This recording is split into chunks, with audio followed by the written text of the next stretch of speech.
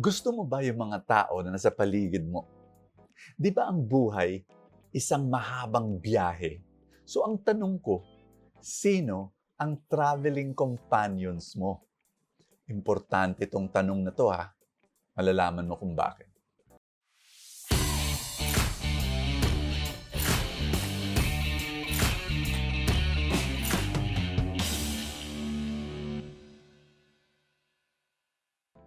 May kausap ako, 22 years old na babae.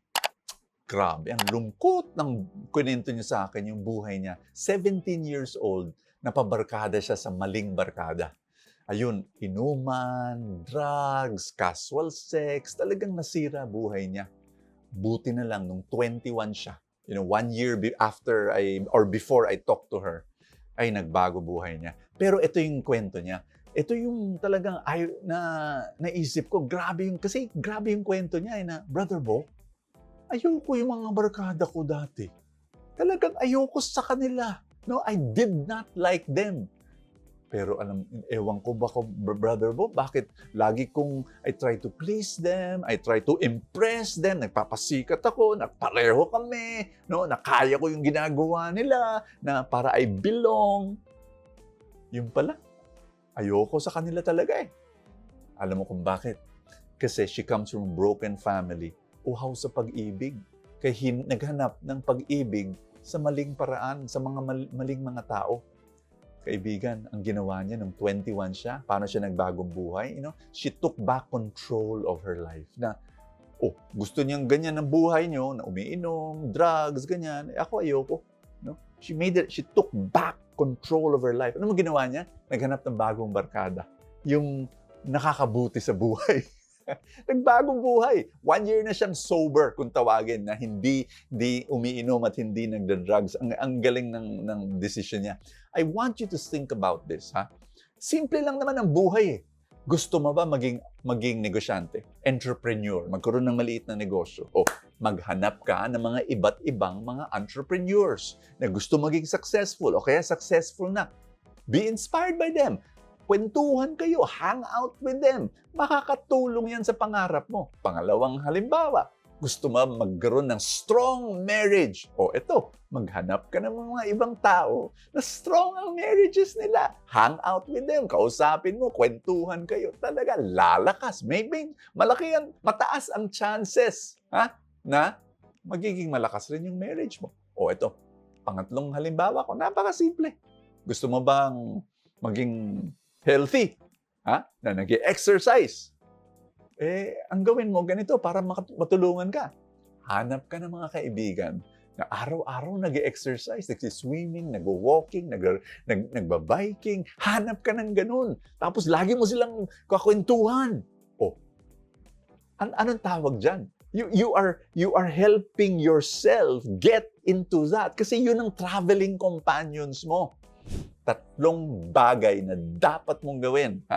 Number 1, take back the steering wheel of your life.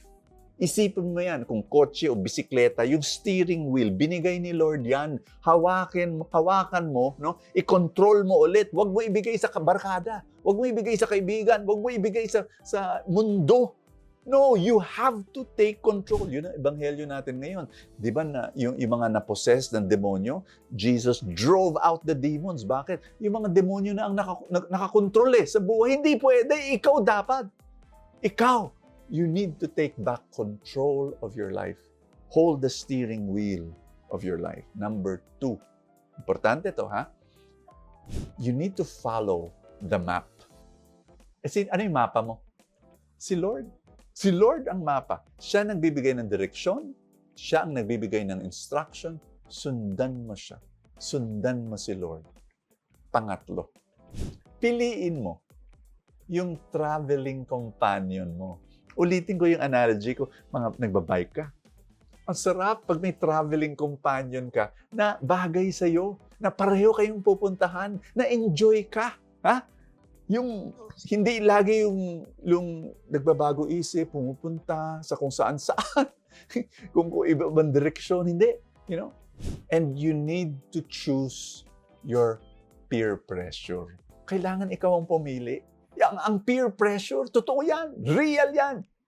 Piliin mo yun, yung nakakabuti sa'yo. Itong gawin natin, magdasal tayo ha. And I want you to thank God para sa mga kaibigan mo ngayon na tama sila sa buhay mo. Nakakatulong sa yung maging mas mabuting tao, yung mga nakaka-inspire sa iyo, ha? Pasalamatan mo si Lord na meron kang ganyang kaibigan. In fact, itag mo sila ngayon sa comment, sabihin mo thank you. No, honor them, magpasalamat ka na nandyan sila sa buhay mo. Magdasal rin tayo ng baka may mga idadagdag pa si Lord ng mga tamang barkada, tamang kaibigan sa buhay. Are you ready? Dasal tayo. In the name of the Father, and of the Son, and of the Holy Spirit. Lord, salamat sa tamang barkada sa buhay ko. Mga kaibigan na talagang ini-inspire ako na maging mas mabuti na tao. Mas sumunod sa iyo.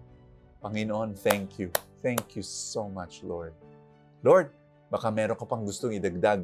Lord, give into my path sa buhay ko yung mga tamang tao, tamang traveling companions.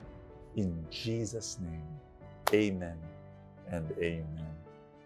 Thank you, Lord. In the name of the Father, and the Son, and the Holy Spirit. Ulitin ko ha, comments, magpasalamat ka sa mga tamang kaibigan. Mga kaibigan that encourages you, inspires you, makes you a better person. Ha? Thank them. Inuulit ko yung anyaya ko. If you want to share in my joy, in this mission, dito sa Full Tank, become a Full Tank supporter. Napakadali, and I will send you as a way of saying thank you, yung Full Tank Saturday and Full Tank Sunday para yung buong linggo mo filled with inspiration. All you have to do is click the link that says support now dito sa Facebook or click the button that says join sa YouTube. Maraming salamat. I will see you tomorrow.